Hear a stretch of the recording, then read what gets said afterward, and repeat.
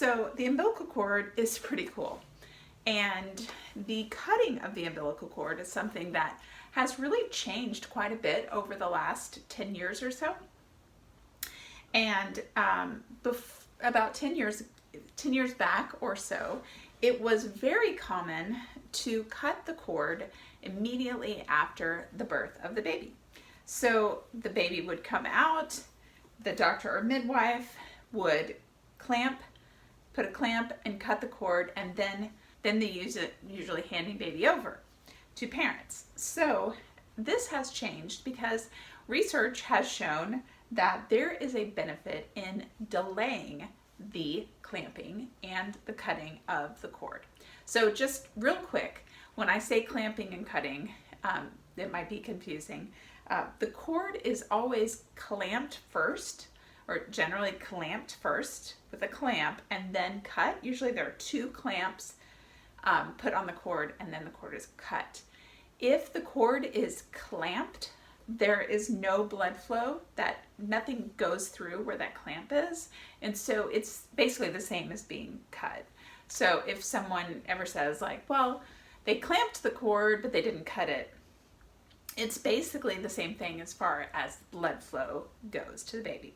So what research has found over the years is that there is a benefit to delaying the clamping and cutting of the cord. This research has been very strong for babies that are born prematurely. So babies born before 36 weeks or so, there has been very clear evidence that delaying the cord cutting and clamping is very important, because babies need the extra blood flow, the extra oxygenation that comes from the blood in the cord. And so the procedure of most birth locations, if baby is born premature, is there is a real strong call of action to delay this cutting and clamping of the cord. So for babies born at term, 37 weeks or older, there is still evidence of a benefit of delaying this cutting and clamping and cutting of the cord. Because what is going on when the baby is born, there is an amount of blood that is either, the blood is circulating from the placenta to the baby to the cord, through the cord. So the blood is flowing, right? And what happens is this is kind of a good example as far as thickness, that when a baby is born, the cord is very thick, and if you feel it, if you put your hands and fingers on the cord and feel it, you can feel it pulsating. This cord, it's really cool.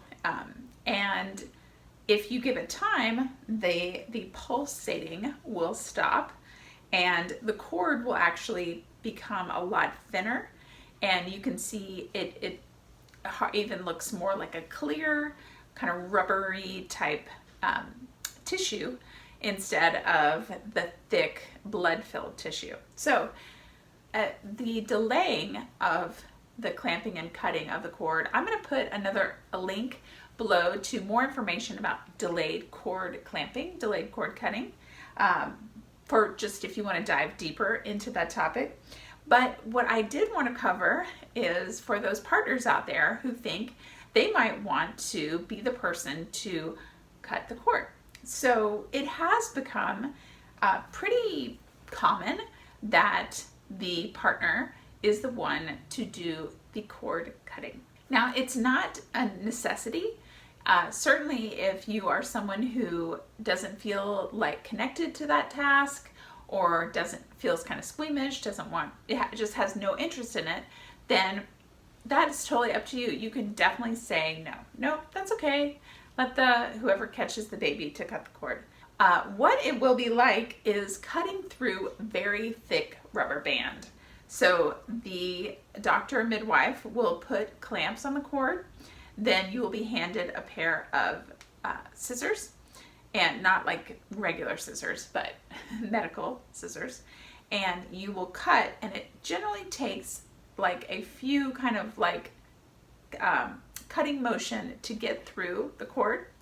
And then once the cord has been cut, there's still a clamp there, and the cord will later be shortened before you are sent home with baby. So it's nice if you have someone there that can take a photo. You have to, if you're taking a photo of the cord cutting, sometimes you have to strategically place yourself and to get a good picture.